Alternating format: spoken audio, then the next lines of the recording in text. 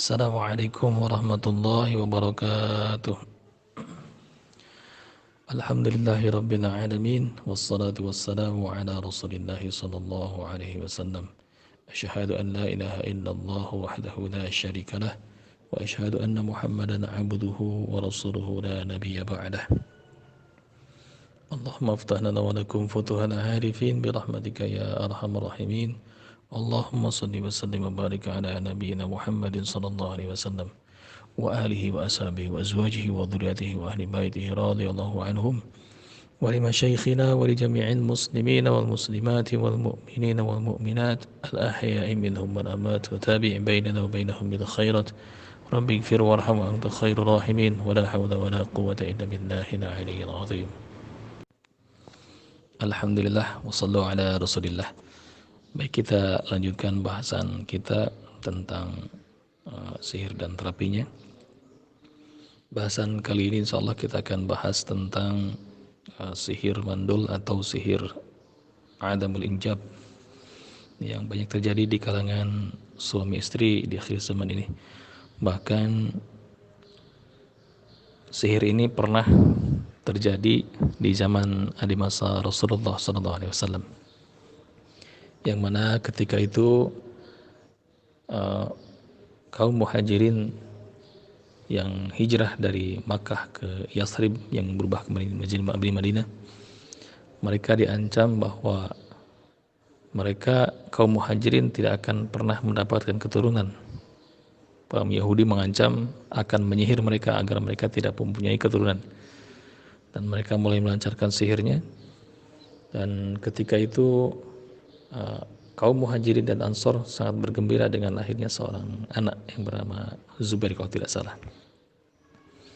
sehingga batalah sihir-sihir, batalah ancaman sihir dari Yahudi Madinah pada waktu itu. Wallahu a'lam. Dan dewasa ini banyak di antara pasangan-pasangan muda yang memang awalnya ingin menikah dan mempunyai banyak anak, kemudian mereka sulit mendapatkan keturunan sehingga bertahun-tahun, bahkan sampai 10 tahun lebih menjalin hubungan rumah tangga tapi tidak kunjung dikaruniai oleh seorang anak. Padahal ketika di tes medis atau cek dokter, keduanya subur dan tidak ada masalah apa-apa, atau mungkin diagnosa-diagnosa yang sifatnya tidak mendalam sehingga mereka tidak mempunyai titik temu. Dan apalah artinya sebuah rumah tangga tanpa buah hati. Dan disinilah peran dari syaitan la'natullah alaih untuk agar supaya bagaimana umat baginda Nabi SAW ini tidak mempunyai banyak keturunan. Bahkan konspirasinya itu sangat luas, dari mulai syaitan dari kalangan jin dan syaitan dari kalangan manusia. Mereka bekerja sama. Sebagian dari kalangan manusia menakut-takuti dengan kelaparan, menakut-takuti dengan kekurangan, susahnya punya banyak anak, maka ditanamkanlah keluarga berencana 2 anak cukup atau mungkin 1 anak cukup. Padahal orang tua kita dulu sebelumnya mereka punya banyak anak dan rezeki Allah itu luas, sehingga terpenuhi semua rezeki anak masing-masing. Karena setiap kita ini dengan rezeki dan ketetapannya masing-masing. Jangan takut, nahnu narzuqukum wa iyyahum, kata Allah. Kami yang merezekikan rezeki kami kepadamu dan kepada keturunan-keturunanmu dan ke siapapun. Maka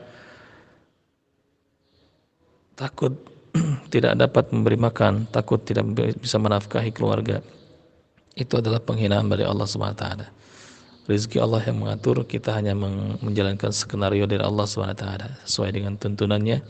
Maka awali hari-hari kita dengan permohonan kepada Allah akan rezeki yang luas, akan kesehatan badan, dan akan ilmu yang bermanfaat. Juga mulai dari bangun malam, kemudian sholat duha, dan Nabi mengisyaratkan bagaimana umatnya ini tidak terjatuh ke dalam kekufuran atau terjatuh kepada kefakiran, fakir terhadap makhluk. Allahumma inni na'udzubika minal faqri illa ilaik, ya Allah, sungguhnya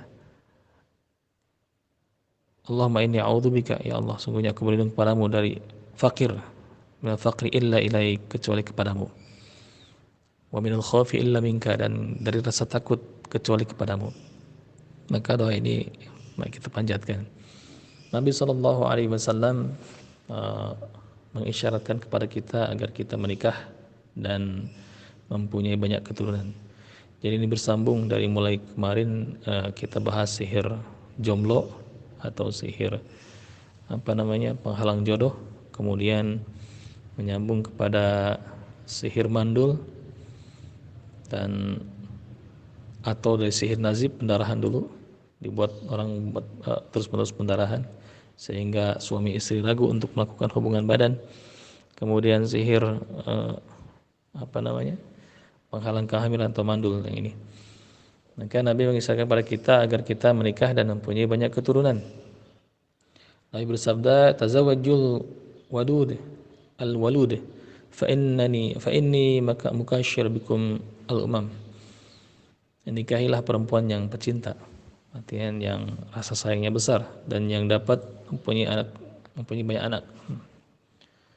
Fa inni, maka sungguhnya aku, mukashirun bikum, berbangga-bangga dengan sebab banyaknya kamu di hadapan umat-umat yang terdahulu.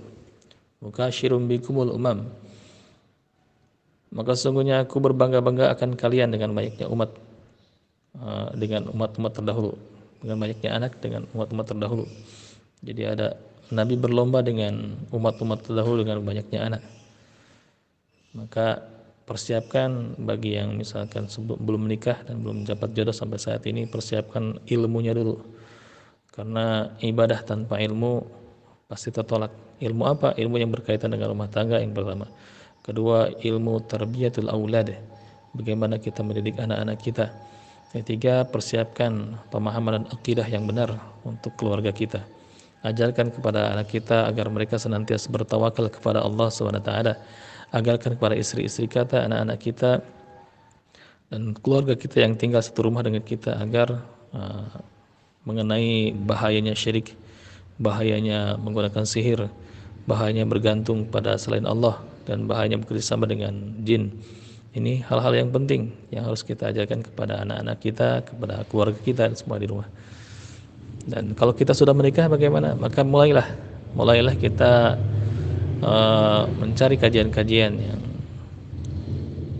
tentang iman, kajian-kajian tentang bagaimana adab dan akhlak, dan kajian-kajian tentang bagaimana cara beribadah dengan baik sebagaimana tuntunan Nabi SAW. Di hadis yang lain Nabi SAW juga bersabda, tazawwajul wadudul walud fa inni mukashirun bikum al-anbiya yaumal qiyamah. Menikahlah kalian, nikahilah kalian perempuan-perempuan al-wadud. Wadud itu tadi penyayang, al-walud, dan mempunyai banyak keturunan yang subur. Fa ini, maka sungguhnya mukashirun bikum, maka sungguhnya aku mukashirun bikum, berlomba-lomba dengan banyak, berbangga-bangga dengan banyaknya kalian, al-anbiya, dengan para amal qiyamah, di hari kiamat. Nah, ketika kita menikah, perintah Nabi, cari wanita yang penyayang, artinya bukan yang kasar, bukan yang bengis, bukan yang lebih mementingkan perut dan syahwatnya, tapi dia lebih penyayang, lebih mau mendidik anak-anaknya, mau merawat keluarganya. Dan kita yang berjuang di luar untuk mencari nafkah yang halal dan berkah, dan mereka nanti yang akan mendidik anak-anak kita. Maka syarat agar kemarin kita pernah bahas bagaimana seorang laki-laki, kriteria seperti apa wanita yang untuk dipilihnya. Tungkahul mar'atu li arba'in, wanita itu biasa dinikahi oleh laki-laki karena 4 perkara. Pertama, li jamaliha, karena dia cantik. Ini yang paling umum. Biasanya laki-laki kalau menikah dengan memilih calon pasangan hidup, dia memilih cantik dulu. Karena mata tidak bisa dibohongi, cantik dulu. Tidak peduli dia akhlaknya bagaimana, tidak peduli apakah dia boros atau bagaimana, tidak peduli dia dari keturunan mana, juga tidak peduli dia dari manapun asal, yang penting dia cantik, maka mereka memilih. Ini yang paling biasa. Yang kedua, lijamaliha walimaliha, karena hartanya. Ada sebagian laki-laki menikahi perempuan karena hartanya. Mungkin dia punya warisan banyak, walaupun sudah tua atau bagaimana, maka dinikahi karena harta. Kemudian wali hasabiha, wanita dinikahi karena hasabiha, keturunannya. Dia apa? Keturunan raja, atau keturunan bangsawan, atau keturunan para nabi mungkin, habaib dan lain sebagainya, maka dipilih hasabiha. Dan yang terakhir mulai diniha, karena agamanya. Ini disebut dengan ikhbar. Ikhbar itu kabar dari Nabi bahwa biasanya wanita tungkahul mar'atil arba'atul abai. Wanita dinikahi karena 4 perkara. Yang pertama tadi karena cantik biasanya. Kedua karena harta, ketiga karena keturunan, keempat karena agamanya. Apa yang jadi amar atau perintah dari Nabi dari hadis ini? Fadfar bidzatid din taribat yadak. Pilih karena agamanya, maka taribat yadak, kamu akan bahagia. Jadi kesemua itu pilihan laki-laki memilih perempuan karena pertama cantik, kedua karena harta, ketiga karena keturunan, dan keempat karena agama. Maka Nabi menyuruh kita untuk memilih karena agamanya saja, walaupun dia budak kulit hitam, walaupun dia tidak secantik yang diharapkan, walaupun dia tidak keturunan bangsawan atau harta yang tidak banyak. Nikahi karena agamanya, maka taribat ya, kamu akan bahagia. Jadi kita fokus nanti mencari nafkah untuk istri kita, untuk keluarga kita, dan istri kita sibuk nanti di rumah mendidik anak-anak kita. Ibaratnya kita butuh seorang guru, butuh seorang suri tauladan yang baik. Bagaimana anak-anak kita mau soleh-solehah kalau akidah istri kita kacau? Bagaimana kita ingin anak-anak kita ini sopan dan beradab kalau istri kita sendiri di rumah yang mendidiknya, yang menjadi guru di rumah tidak mempunyai adab yang baik, bahkan perangai yang buruk, pemarah mungkin, suka lempar barang, suka membentak dan lain sebagainya. Anak-anak kita pun dididik tiap hari seperti itu. Dan antum semua laki-laki di luar mencari nafkah, banting tulang, peras keringat untuk semuanya dan memodali mereka. Maka pilih karena agama, insya Allah semuanya akan mengikuti. Karena nikah ini an-nikahu ya'ti bil mal, nikah akan memberikanmu harta. Dan berkahnya istri yang solehah itu, para ulama menyebutkan berkah dari istri solehah itu sama dengan doanya 12 orang kekasih Allah. Maka sungguh bahagia orang-orang yang mempunyai istri yang solehah. Ad-dunya mata'un, dunia adalah harta kesenangan semuanya. Wa khairu mata'id dunya al-mar'atu solehah. Dan sebaik-baiknya harta kesenangan adalah, hiasan kesenangan adalah al-mar'atu solehah, wanita yang solehah. Nah, bagaimana dengan akhwat yang mencari pendamping hidup? Pilih karena dua. Pilih karena dua, itu karena agama dan karena akhlaknya. Nabi pernah menyabdakan bahwa kalau ada laki-laki datang kepadamu yang baik agamanya dan baik akhlaknya, maka nikahkan dia dengan putrimu, atau kalau tidak terjadi fitnah yang besar. Ini bisa dicek di hadisnya ya. Kedua pilihan untuk wanita dan satu pilihan untuk laki-laki karena agama saja. Begitu kita menikah karena agama untuk laki-laki dan perempuan, pemilihan perempuan, maka harta akan datang, kecantikan pun akan datang karena dari dalam kita bisa, yang namanya istri yang solehah itu taat. Kita suruh dia dandan, kita suruh dia berhias bersolek, bahkan sekarang zaman serba canggih, antum bisa kirim antum ke salon dan ke perawatan kecantikan, itu sudah cukup bisa membuat mereka cantik. Nah, bagaimana misalkan keturunannya keturunan bukan keturunan orang-orang baik? Maka kullu waladin yuladu al fitrah, setiap bayi yang lahir dalam keadaan suci. Mau dia keluarga dari keluarga Yahudi, keluarga Nasrani, keluarga Majusi, mungkin dia keluarga dari keluarga ahli bid'ah atau keluarga khurafat, keluarga dukun dan lain sebagainya. Asal dia tidak terkena jin saka, dan kalaupun mereka terkena jin saka, jin keturunan, kita bisa tuntaskannya. Asal mereka agamanya kuat, maka insya Allah kita bisa dengan mudah mengajarkan kepada mereka, istri-istri kita yang terkena gangguan jin saka, untuk belajar ruqyah mandiri. Dan ini banyak yang tuntas dengan itu. Asal dasarnya pertama taat, dan karena agama itu mereka faham bagaimana kalau kita menikah dengan dia, agama kita akan sukses dunia akhirat. Kehidupan beragama kita yang jarang tahajud, kita jadi bangun tahajud. Kita yang malas untuk baca Quran, ada istri yang solehah yang selalu menemani kita atau misalkan memberi motivasi kepada kita untuk terus-menerus beramal kebaikan. Itulah dia kelebihan dari istri solehah. Terus apalagi al-walud yang subur. Antum bisa lihat kriteria subur ini dilihat dari saudara-saudaranya atau keluarganya. Mungkin dia anak ke-12 atau dia anak ke-7 dari 8 bersaudara, atau mungkin dia bibinya atau kakaknya ini punya banyak anak.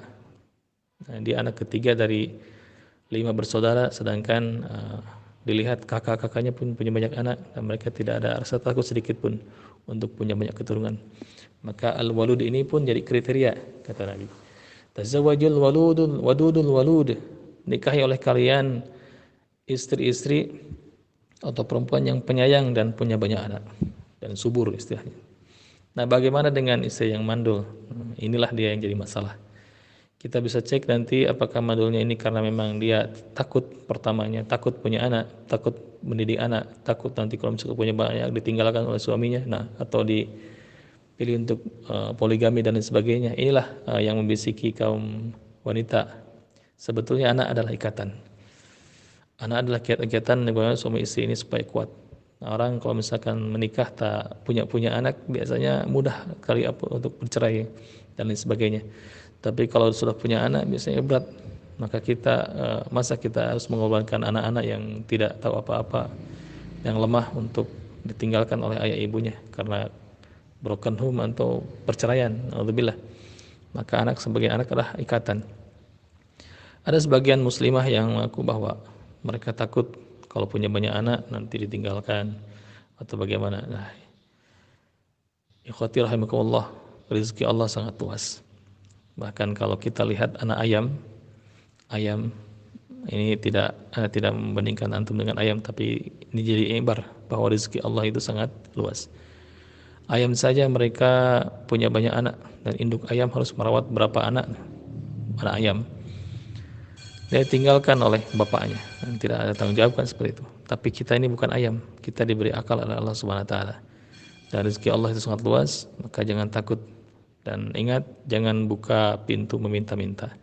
Karena kemuliaan seorang muslimin adalah tidak meminta-minta kepada yang lain sekalipun sangat butuh. Dia hanya fakir kepada Allah Subhanahu wa taala. Ketika pintu minta-minta ini dibuka, maka kehinaanlah yang akan didapat. Kita bisa lihat di pinggir-pinggir jalan orang membangun masjid dengan memasang sair ya, atau kotak untuk amal jariah. Kita tidak tahu yang lewat itu atau Nasrani, Kristen atau bagaimana. Nah, ini menjatuhkan martabat sebetulnya. Tapi insya Allah solusi pasti ada. Kita bisa kirim ke perusahaan-perusahaan besar, kita bisa kirim kepada perusahaan-perusahaan muslimin agar mereka untuk menginfakkan hartanya untuk pembangunan masjid. Jangan sampai meminta-minta di jalan-jalan atau misalkan meminta-minta sumbangan. Na'udzubillah. Nah, ini salah satu yang dapat merendahkan derajat kita sebagai muslim. Nah, kemuliaan seorang muslim itu ada di salat malam, dan kegagahan seorang muslim itu ada ketika mereka menahan diri untuk tidak meminta-minta. Maka doa Nabi yang sangat ajib, Allahumma inni na'udzubika minal faqri illa ilaik wa na'udzubika minal khawfi illa minka. Ya Allah, sungguhnya aku berlindung kepadamu dari kefakiran kecuali kepadamu, dan aku berlindung kepadamu dari rasa takut kecuali kepadamu. Ini doa-doa dari para ulama yang sering kita amalkan di pagi hari insyaallah. Nabi juga pernah mendoakan Anas bin Malik, yang kita tahu bahwa sahabat Nabi yang dititipkan oleh keluarganya ketika masih kecil untuk jadi pembantu Nabi SAW. Dan kemudian Anas ini, sahabat Anas radhiyallahu anhu ini banyak meriwayatkan hadis-hadis Nabi, dan dia telah didoakan oleh baginda Nabi SAW dengan doa, Allahumma akshir malahu wa waladahu wa barik lahu fima a'taitahu. Ya Allah, banyakkanlah harta dan perbanyakkanlah anaknya. dan perbanyaklah anaknya, dan berikanlah apa yang Engkau telah berikan kepadanya. Ini riwayatnya sahih, riwayat Bukhari juz 7 halaman 152, 154, 161, dan Muslim di 2 di 128. Ini doa dari baginda Nabi SAW bahwa ketika Nabi meninggal maka Anas pun hijrah, dan dia punya banyak anak dan punya banyak harta, dan umur diberi oleh Allah Subhanahu wa taala umur yang panjang. Juga dalam riwayat lain baginda Nabi sallallahu alaihi wasallam pernah mendoakan sahabat yang lain. Kalau tidak salah, mohon maaf, dengan doa yang lain, Allahumma akshir malahu wa waladahu wa'atil hayatahu waghfir lahu. Ini di kitab Sahih Bukhari, dari riwayat Imam Bukhari di kitabnya Adabul Mufrad nomor 653. Nabi mendoakan dengan doa, Allahumma akshir malahu wa waladahu wa'atil hayatahu waghfir lahu. Ya Allah, banyakkanlah hartanya, maksudnya hartanya Anas bin Malik, wa waladahu, dan anaknya, wa atil hayatahu, dan umurnya panjangkanlah ya Allah, waghfir lahu, dan ampunilah dia. Ini derajat hadisnya hasan, tapi kita bisa mengambil i'tibar bahwa banyak anak ini adalah sunnah dari baginda Nabi sallallahu alaihi wasallam. Jangan takut punya banyak anak, jangan takut tidak bisa menafkahi mereka, tapi insyaallah Allah yang merezekikan kepada kita rezeki, bahkan kita sendiri yang direzekikan oleh Allah, yang diberikan oleh rezeki. Bukan kita yang mencarikan rezeki untuk keluarga kita, tapi Allah yang memberi rezeki kepada kita dan keluarga kita dengan jalannya. Nah, karena alasan itulah syaitan la'natullah alaih, mereka berusaha bagaimana agar umatnya tidak melaksanakan apa yang diperintahkan oleh baginda Nabi SAW. Dari setan kalangan jin dan setan kalangan manusia, mereka berusaha untuk mengacaukan semuanya. Dari kalangan manusia, mereka mulai membuat konspirasi, buat suatu aturan bagaimana populasi penduduk ini jangan sampai meledak, padahal Allah yang rezekikan. Jangan sampai punya banyak anak keturunan Nabi ini sehingga mereka berlomba-lomba nanti di hari akhirat baginda Nabi dengan para nabi-nabi yang lain karena banyaknya keturunan yang beriman.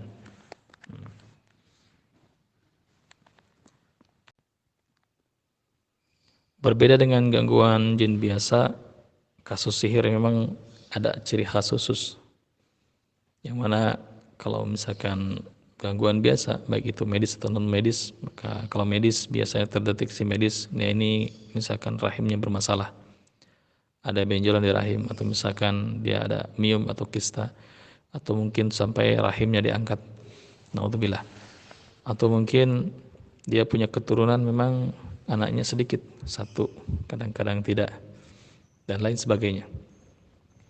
Nah, kalau non medis dia punya jin saka dan keturunan dari orang tua dulunya punya jin, pernah bermuamalah dengan jin, dan jin ini bersifat khodam.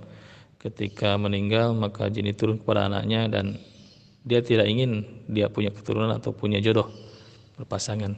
Dibuatlah setiap laki-laki atau setiap perempuan yang hendak mengikatkan hubungan pernikahan dibatalkan. Nah, ini yang dinamakan dengan sihir penghalang jodoh seperti yang kemarin kita bahas.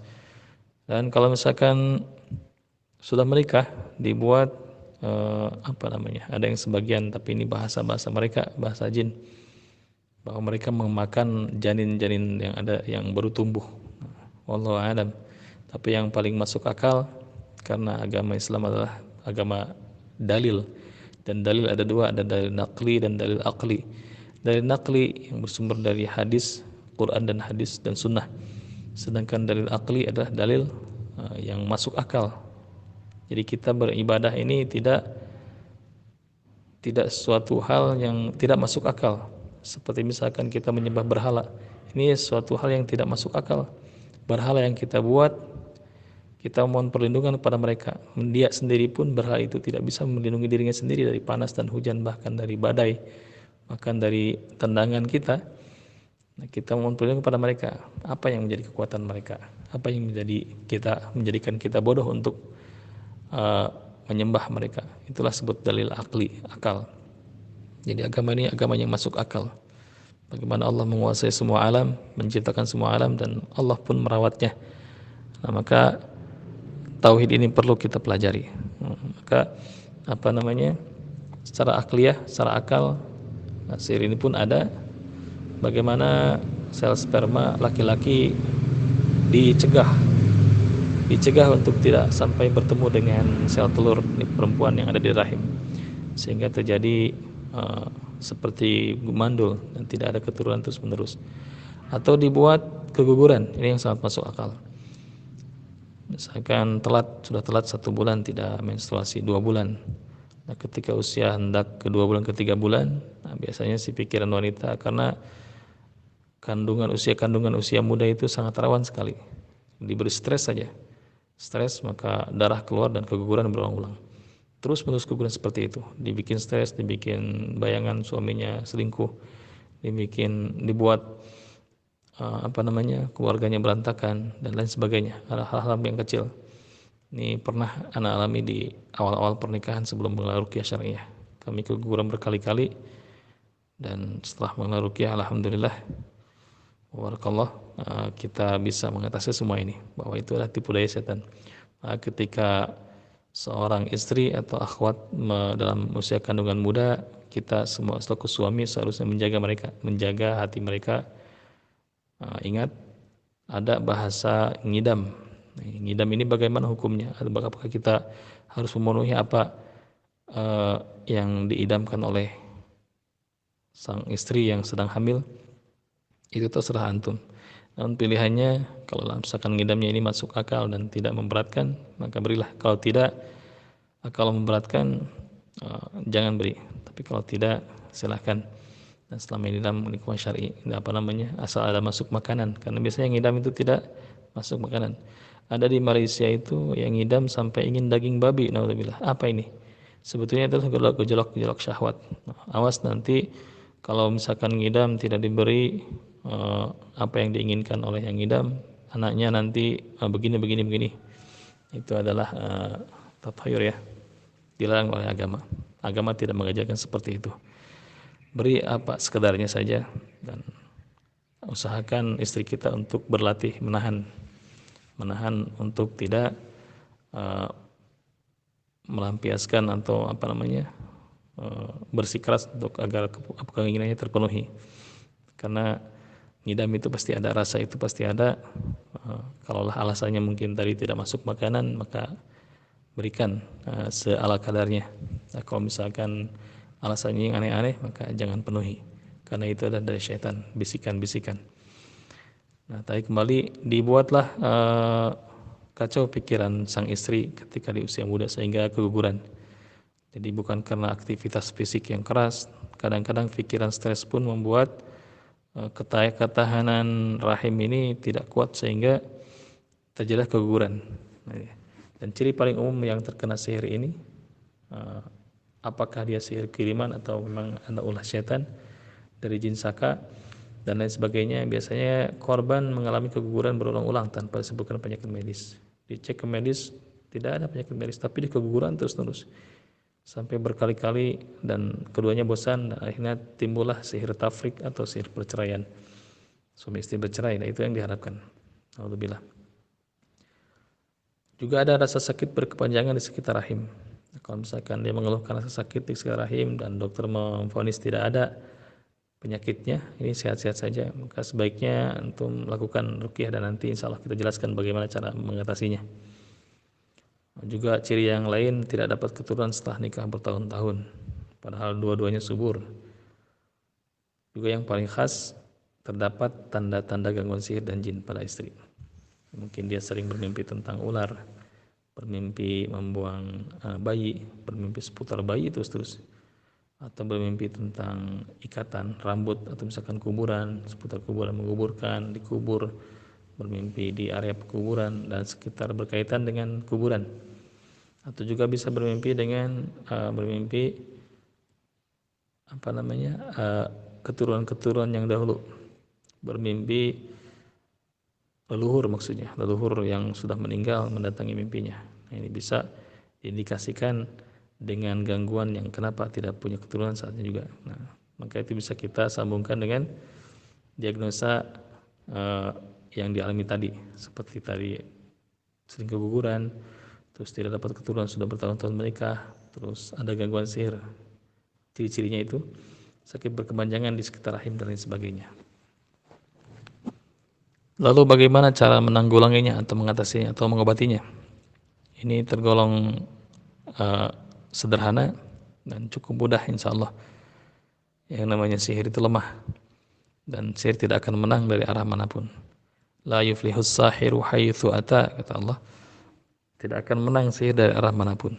Namun yang jadi masalah ini kita diagnosa apakah sihir atau gangguan medis atau dia gangguan jin yang sifatnya khodamiyah atau dari leluhurnya atau saka, atau dia memiliki benda-benda keramat, atau dia mengamalkan sesuatu yang amalan-amalan yang mengundang jin.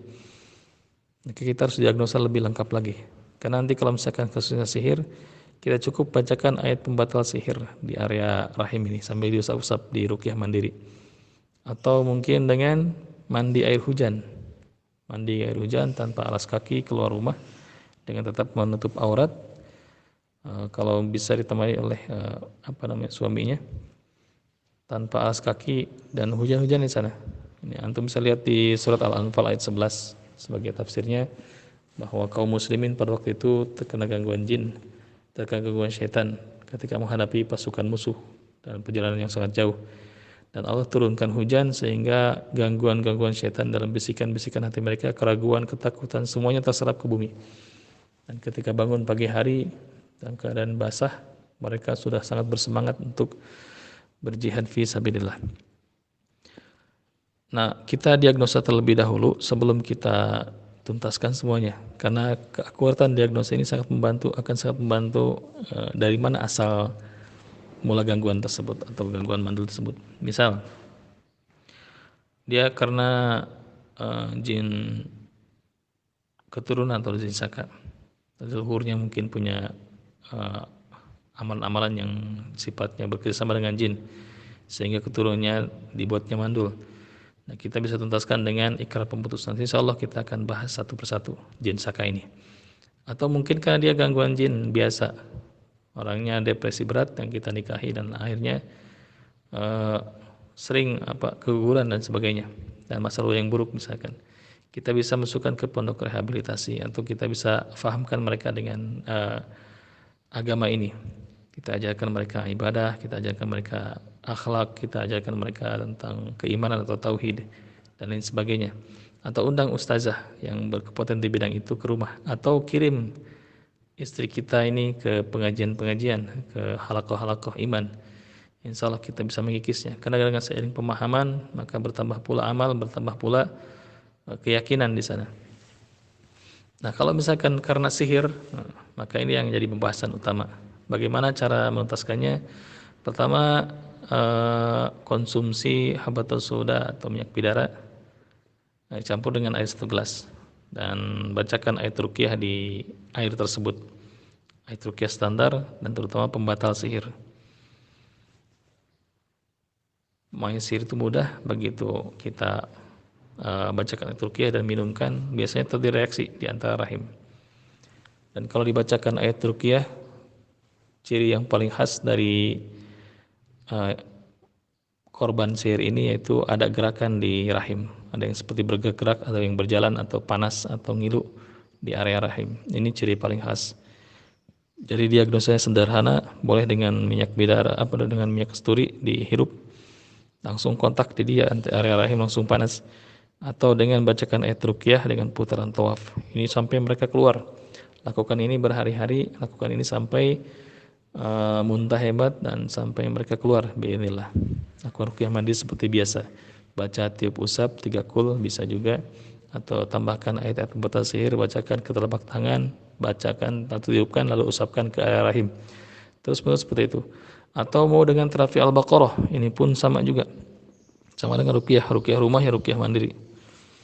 Banyak cara sebetulnya. Atau juga dengan mandi air hujan seperti tadi kita jelaskan. Jadi niatkan ketika hujan besar, kalau misalkan areanya di kota besar, Jakarta misalkan, atau Medan, atau misalkan di Surabaya, maka tunggu beberapa menit terlebih dahulu, sekitar setengah jam, baru antum boleh keluar untuk mandi air hujan. Tapi kalau daerah Bogor, daerah pinggiran-pinggiran Bandung, yang jarang polusi udara, cukup tunggu 15 menit, kemudian keluar rumah tanpa alas kaki, mandi air hujan. Niatkan untuk ruqyah mandiri dengan air hujan. Jangan lupa ditemani oleh mahram. Tutup aurat tetap pakai tutup aurat, jangan sampai nanti lekuk-lekuk tubuh terkena air terlihat oleh ikhwan yang melewat di jalan sana. Kalau bisa di pekarangan rumah ya. Nah, artian jangan mandi dengan terbuka aurat. Buka alas kaki, tidak pakai alas kaki, langsung ke tanah atau ke bumi. Ini biasanya reaksi ada mulas di rahim, agak melilit di rahim atau panas. Nah, sambil diusap-usapkan, sambil nanti air hujan yang langsung jatuh dari langit ditadah oleh tangan dan diminumkan. Minumkan sambil duduk seperti biasa, sambil temani oleh suaminya, sambil baca ayat kursi dan dibimbing sampai dia muntah. Itu untuk menuntaskan sihirnya. Sampai muntah atau sendawa, mungkin di awal-awal menggigil. Nah, kita harus berani melawan mereka, karena air hujan yang turun dari langit langsung itu adalah berkah dari Allah, sebagai rezeki yang paling halal. Sekali lagi, yang paling halal. Air yang terbaik kedua setelah air Zam-Zam, yaitu air hujan yang langsung dari langit. Ini buat ruqyah pun bagus air hujan ini. Maka tadah langsung dari langit dan bacakan ayat ruqyah untuk apa saja kasusnya, insyaallah. Bismillah, karena air yang paling halal adalah air yang langsung dari langit. Mungkin jadi masalah nanti wadahnya. Nah, ini dari mana hasilnya? Dari mana dapat wadah ini dan lain sebagainya. Itu barangkali insyaallah mudah-mudahan mencerahkan dan menjadi solusi buat antum semua. Ingat, yang belum menikah segera menikah, yang belum punya anak jangan takut untuk punya banyak anak. Karena ini adalah sunnatullah, sunnatul Rasulullah SAW, sunnah yang baginda Nabi SAW ajarkan kepada kita selaku umatnya. Jangan takut menikah, jangan takut punya banyak anak.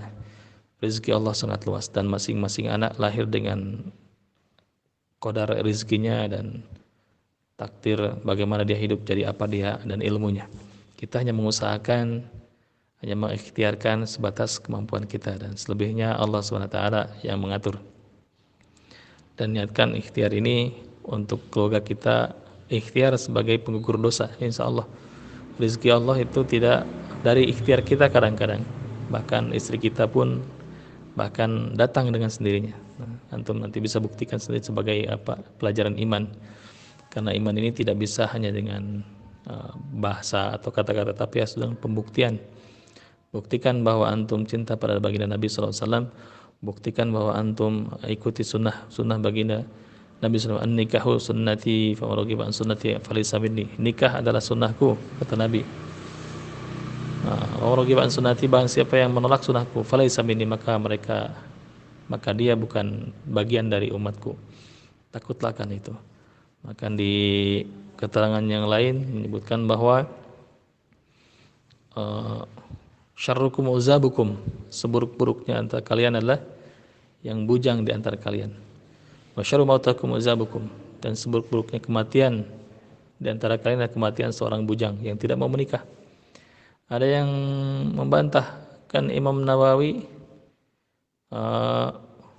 pengarang kitab Arba'in, dia tidak menikah seumur hidupnya. Apa yang jadi keseharian dia? Dia sibuk dengan ilmu, sibuk dengan mengumpulkan hadis-hadis Nabi SAW, sibuk dengan mujahadah dengan ilmunya. Maka kalau antum, apakah seorang ulama atau seorang apa? Jadi kalau misalkan bahayanya seorang yang hidup di zaman sekarang ini kalau tidak menikah, ya seperti itulah. Jadi kalian ingin menghadapi Allah dalam keadaan suci dan terlindungi, maka menikahlah. Di sana ada keberkahan, dan menikah adalah ibadah yang sangat panjang. Dan setelah menikah jangan di KB, sekali lagi jangan di KB, jangan dikontrasepsi, langsung punya anak. Dan jangan takut punya banyak anak. Lebih baik punya banyak anak di waktu muda daripada dijangka nanti 5 tahun 10 tahun punya lagi. Tapi kan repot bagaimana? Nah, enggak. La yukallifullahu nafsan illa wus'aha. Allah tidak akan memberatkan jiwa-jiwa melebihi kadarnya. Maka jangan takut punya banyak anak, jangan takut menikah. Itu dia. Nah, kita perlu keturunan-keturunan kita yang nanti akan menguburkan kita, yang akan menyolatkan kita, memandikan kita. Kita ingin punya keturunan-keturunan yang soleh-soleh yang nanti kelak akan mendoakan kita, akan menjadi jariah buat kita, jariah yang tidak terputus, yaitu ilmu yang pernah kita ajarkan tentang kemandirian, tentang tauhid, tentang adab, bagaimana dia bermanfaat bagi banyak manusia. Insya Allah seorang hafiz Quran itu dia akan memberikan mahkota kepada ayah ibunya nanti di akhirat. Maka jadikan anak kita hafiz Quran, faham agama. Nah, insya Allah masalah rezeki dan kehidupan Allah Subhanahu wa taala yang akan mengaturnya. Barakallahu fikum. Semoga bermanfaat dan menjadi motivasi kita. Jangan takut menghadapi hidup, jangan takut untuk melaksanakan sunnah-sunnah baginda Nabi sallallahu alaihi wasallam. Allahumma inna na'udzubika min ilmi la yanfa' wa na'udzubika min qalbi la yakhsha. Subhanaka Allahumma wa bihamdika asyhadu an la ilaha illa anta astaghfiruka wa atubu ilaik. Wassalamualaikum warahmatullahi wabarakatuh.